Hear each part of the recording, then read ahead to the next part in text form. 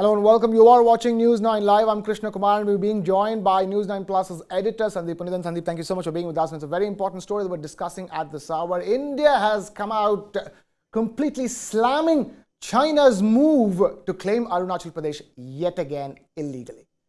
In response to the renaming of places in Arunachal Pradesh by China. Bear in mind, China has renamed 11 places in Arunachal Pradesh and has even referred to it as Southern Tibet. Now, the External Affairs of India's Ministry's spokesperson, Arindam Bakshi, has said that, and I quote him over here, "We have seen such reports. This is not the first time China has made such an attempt. We reject this outright.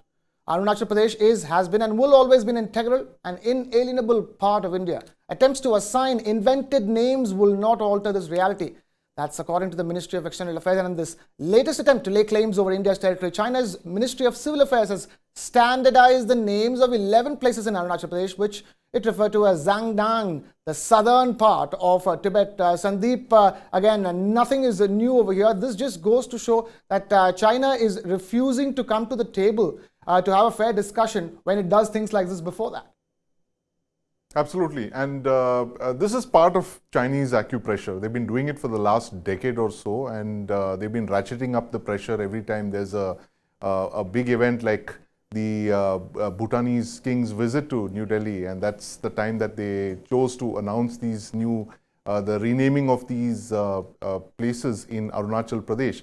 Now, we should bear in mind that while China claims only parts of Ladakh, and of course, it holds all of Aksai Chin, it claims all of Arunachal Pradesh as southern Tibet. Now that's very important because they're claiming an entire Indian state, a part of the 28 states of India. One of those states is being claimed in its entirety as by China as southern Tibet. So this is cause for concern. But you know, if you look at the Chinese behavior over the last decade or so, it's not surprising at all. It's just part of the same Chinese acupressure. Exactly. Let's now take this across to Suhasini Haider, editor Diplomatic Affairs of The Hindu, who also joins us. Suhasini, thank you so much for taking time out to be with us here on News9 Live. Talk to us. Nothing new about those Chinese acupressure tactics.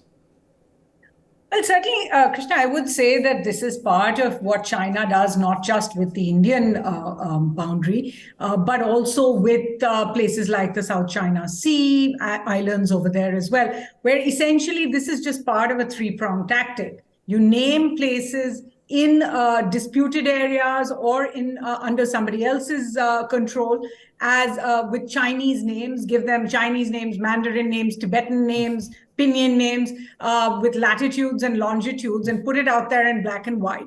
The next step is really part of Xi Jinping's own announcement in 2013 that every inch of Chinese territory will be reclaimed. And we have seen how the Chinese troops have amassed along the line of actual control with Ladakh. We've seen transgressions across the line of actual control, even in Arunachal as recently as December. And it is part of that entire process of trying to lay claim, where we also see in certain parts of disputed territories, Chinese villages being built, border villages being built, because also in China's new national strategic doctrine, there is a clause that any area where Chinese citizens live is also to be claimed. So as I said, it's part of a three-pronged strategy. It's certainly something to worry about, even if China has done it before. Remember, the previous two times happened in 2017, when China did a similar announcement of 15 places in Arunachal.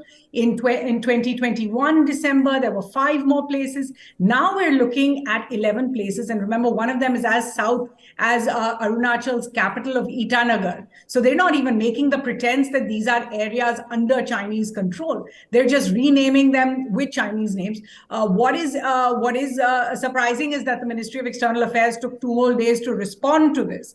We reported it yesterday, but the MEA did not have a response. Today, its response is basically what it said the last time, which is that Arunachal Pradesh is a part of Indian territory, inalienable and integral, and changing names is not going to change the reality. So I think there is cause to be concerned, even though China has done this before, because it looks like there is a kind of progression here. Right. Suhasini, and also the timing is interesting. It's come at a time when the Bhutanese king is on his official visit, state visit to India. Well, certainly, and one can wonder about the timing because nobody really knows why China does what it does a lot of the times. There is the Bhutanese king in Delhi, and of course, he is meeting with the Prime Minister Narendra Modi as we speak. He's going to have a lunch with him as well. And obviously, while they are discussing bilateral issues, Bhutan's development plans, there is going to be the overhang of the China-Bhutan boundary talks that seem to have made a lot of progress in the last few months, particularly, and we heard from the Bhutanese Prime Minister last week saying that in an interview that the demarcation of the northern boundaries of Bhutan, or what is called the central dispute of two valleys there, could be completed within 1 or 2 meetings. Now, of course, of particular concern to India is one on the Doklam Plateau, Dokola, the Doklam Tri-Junction as well. These are all areas that India is very sensitive about. And also to the east of Bhutan, towards Arunachal, where China laid claim to the Sapteng sanctuary. There is another Tawang Tri-Junction there. These are both of immense importance to India, and certainly if there is to be a deal between Bhutan and China on the boundary, India will be watching these very closely. But there are other parts to the timing as well. Remember, just a few weeks ago, India held a G20 meeting. It wasn't a very senior level meeting. It was officials, a preliminary meeting for the G20 in Arunachal Pradesh. And this was something that China reacted to and did not send its officials to join that G20 meeting. There is also the fact that the defense minister of China is expected in Delhi shortly. He's coming for the SCO defense ministers meeting. Next month, the Chinese foreign minister will also come for the SCO foreign ministers meeting.